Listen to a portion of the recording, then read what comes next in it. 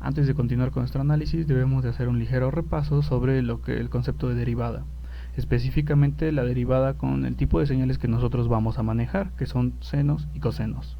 Bueno, recuerden, tengan claro que la derivada de una señal, como aquí lo muestra, por ejemplo de la señal x, cambio de x con respecto de t, la derivada no es más que una razón de cambio. Lo que me está diciendo es cuánto cambia la señal x con respecto de t.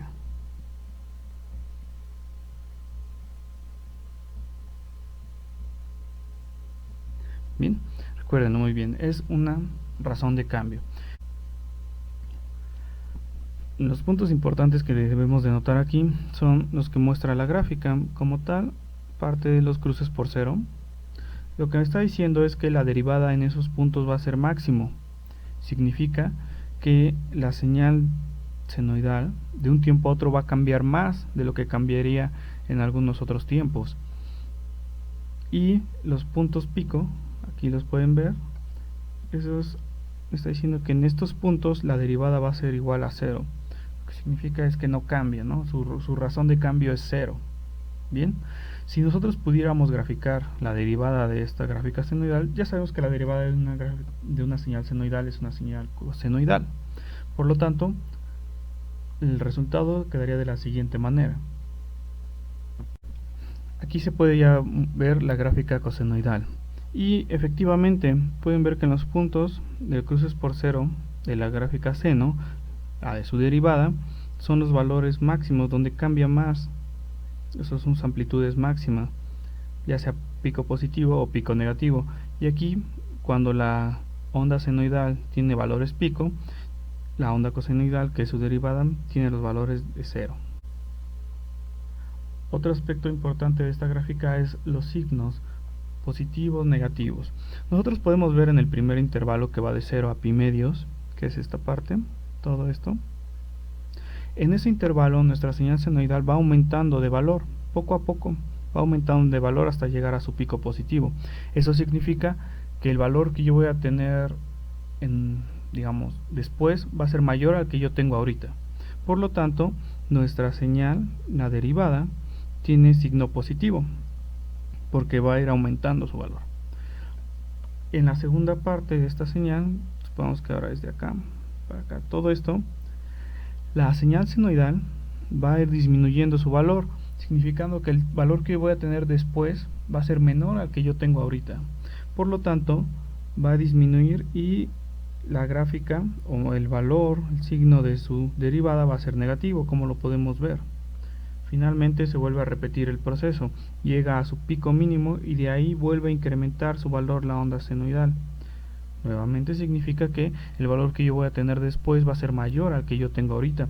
Por lo tanto, el signo va a ser positivo, el signo de la derivada va a ser positivo, porque el cambio va a ser positivo, yo voy a tener más de lo que tengo ahorita. Las señales que nosotros vamos a manejar van a tener determinada frecuencia o determinada velocidad angular. ¿Eso cómo influye al calcular la derivada? Una señal con mayor frecuencia va a cambiar más rápido con respecto del tiempo, y una señal con menor frecuencia cambia menos con respecto del tiempo. Eso vamos a ejemplificarlo con la siguiente figura. Podemos ver dos señales y en la misma cantidad de tiempo. Podemos ver que la primera señal tiene mayor frecuencia, hay más ciclos que la segunda señal. Por ejemplo, podemos ver 2 ciclos y medio y en la segunda señal podemos ver solamente un ciclo. Y podemos ver exactamente como lo menciona aquí, la pendiente es más inclinada, significa que cambia más estas partes con respecto del tiempo, a comparación con la señal número 2, que tiene una menor frecuencia, donde su pendiente no es tan inclinada. Entonces, ¿cómo se vería reflejado esto a la hora de calcular su derivada? Recuerden que la derivada es la razón de cambio. Aquí cambia más en la primera gráfica y en la segunda gráfica cambia menos con respecto del tiempo. El resultado sería el siguiente. Aquí ya se muestra el resultado. Se muestran las dos señales originales y debajo de ellas su derivada. Se puede ver que la señal 1 o x1 tiene una frecuencia más alta, la razón de cambio con el tiempo es mayor, por lo tanto la amplitud de la derivada también es mayor. mientras que la señal x2 tiene una frecuencia más baja, su razón de cambio es menor, lo que me da una derivada con menor amplitud. Si nosotros recordamos el formato de la forma de onda que nosotros vamos a manejar, por ejemplo, si tenemos un voltaje que cambia con el tiempo, generalmente tenemos la amplitud, el valor del voltaje, la onda senoidal, que es omega t, más menos algún ángulo de fase o desfase. Entonces, si yo calculo la derivada de esta señal matemáticamente, como debe de ser, recuérdenlo muy bien, la derivada para esta parte que es t, con respecto del tiempo, va a ser igual. Recuerden que es mi señal, o como está la amplitud, es e, m, ahora sería coseno de wt más θ. Pero recuerden que también tengo que calcular la derivada de lo que está aquí adentro con respecto de t. Entonces su derivada es omega. Y esta es mi velocidad angular. Entonces, si ven bien, la velocidad angular va a multiplicar a la amplitud. Por eso, dependiendo, y la velocidad angular está asociada con la frecuencia de una forma directamente proporcional.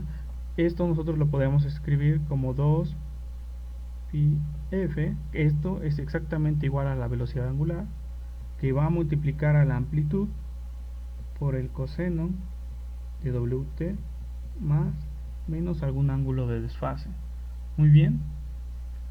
Es importante que noten esto. Por eso es importante la frecuencia. Ahora va a multiplicar a mi amplitud. La onda resultante se va a ver influenciada por la frecuencia de la onda que yo esté manejando. Ahora, dos cosas importantes que deben de tener muy en claro.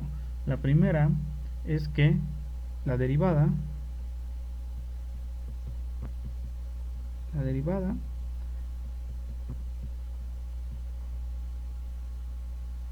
tiene el mismo periodo.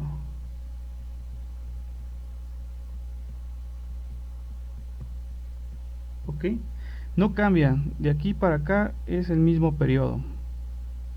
Bien, eso no cambia. El periodo de una onda, cuando yo la derivo, va a seguir siendo el mismo.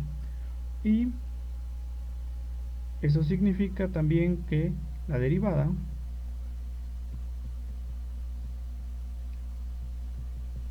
o están relacionados, podemos concluir que tiene la misma frecuencia también.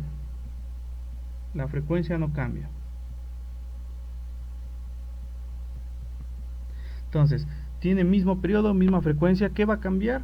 Específicamente la amplitud. Aquí lo podemos ver porque ahora está multiplicado por el factor de la velocidad angular y pues la forma de onda, que sería una cosenoidal. Pero bueno, con la relación de fase y desfase nosotros ya podemos o sabemos que este coseno lo podemos expresar en términos de algún seno con más menos algún ángulo de desfase. Pero esto es muy importante que lo tengan. Entonces yo les recomiendo que guarden en sus notas esto, o que se aprendan esto y esta fórmula. ¿Ok? Vamos a pasar a otros ejercicios.